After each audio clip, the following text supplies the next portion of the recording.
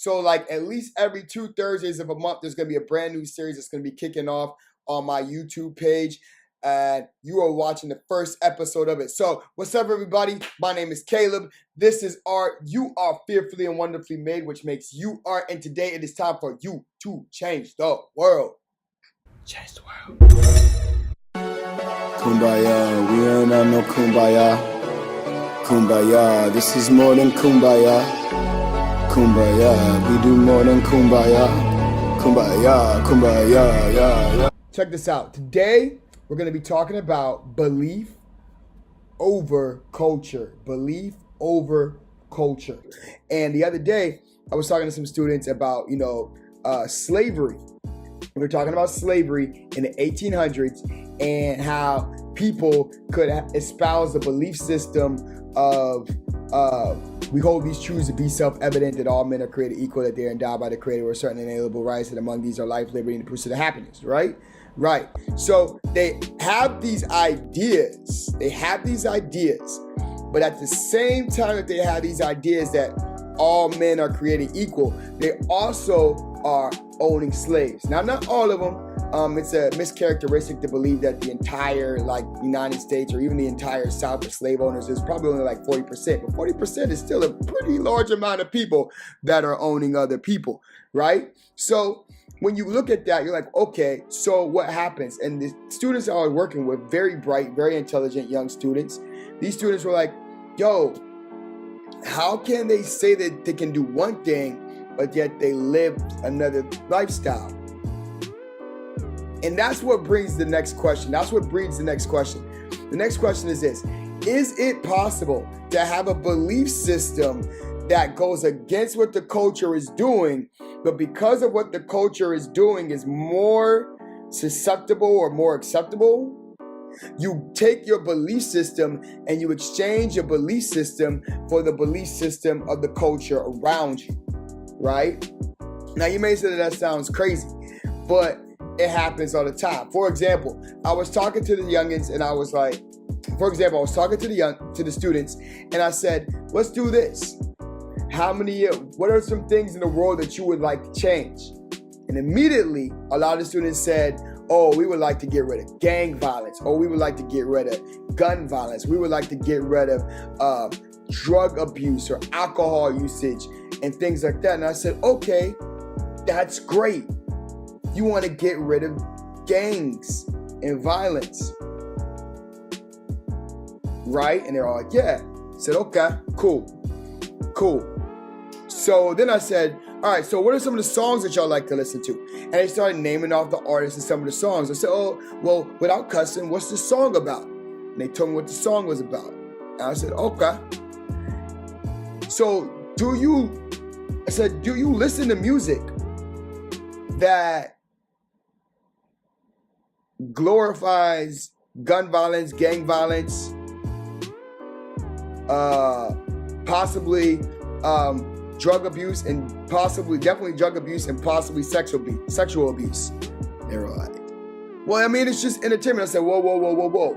If we're going to make something be completely true about a lifestyle that we believe, we got to do it completely, right? And they were like, yeah. So that's exactly what the slave owners did. Now, of course, that wasn't the forum or the topic to get into what I was thinking about, but it triggered something in my mind. And I would like to argue that maybe even God brought this to my thought process. And I wanted you to think about this.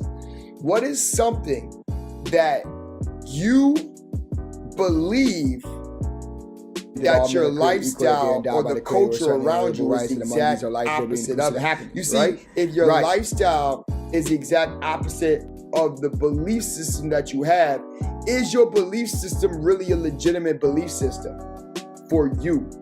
Is it something that you really do? About a month or two ago, this rapper, you may have heard of him, Nipsey Hussle. The rapper Nipsey Hussle, right? He was gunned down, he was shot. It was a tragic loss. It was a man, I'm assuming he was married. I'm not sure. Was he married? He was, whatever. So he was a man who, he had a wife or a baby mama, and because of that, he had kids. And it seems evident that in his community, he was doing things to uplift his community and make his community a better community, which is great.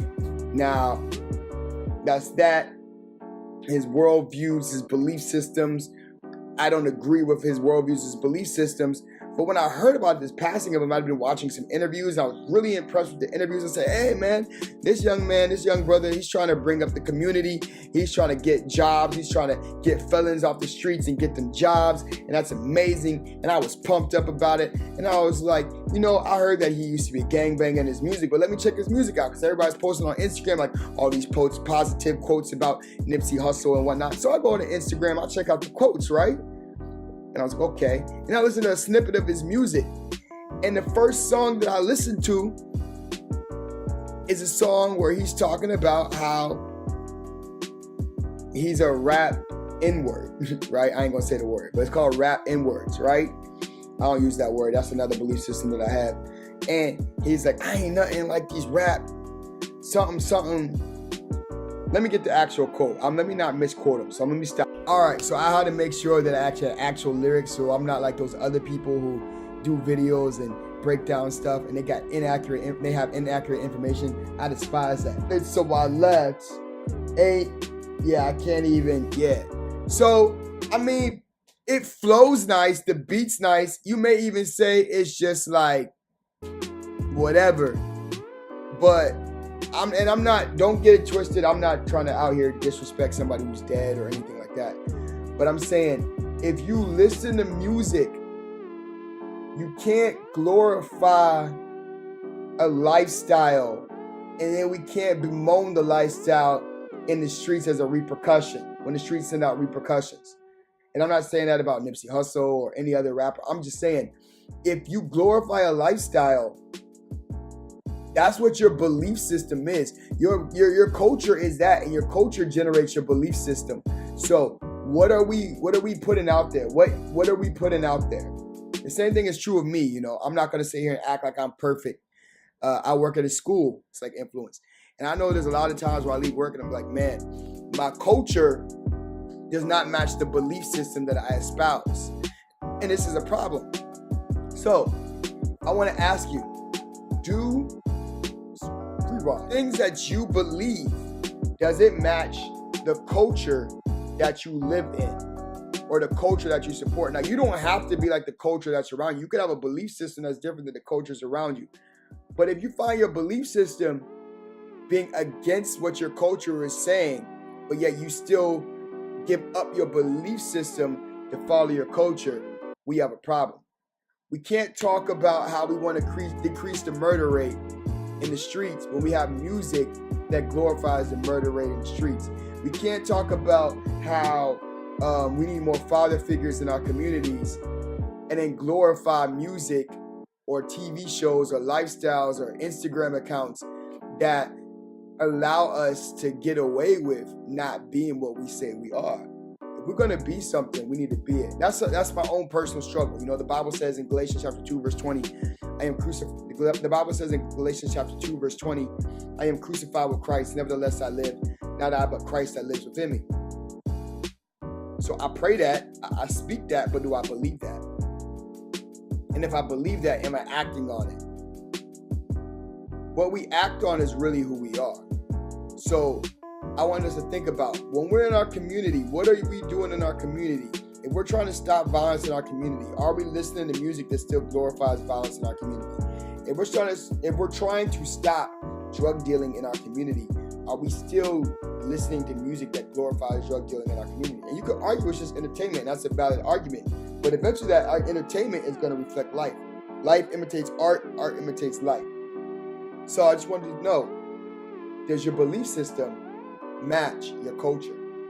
Is your belief system changing your culture, or is your culture changing your belief system? Especially if you're claiming to be somebody who claims to be a Christian or a child of God or a Jesus follower or a Jesus believer. We need to have a culture, a belief system rather, that changes the culture, not the culture that changes the belief system. Change the world. All right, so that was mad heavy. But I want you to talk to me now. You tell me, Do you have something, a belief system that goes against your culture? Or if you find like, or maybe you have a struggle about your belief system versus your culture. If there's something that you're like, man, I believe this, but I'm not doing this, feel free to post that down in the comment section below.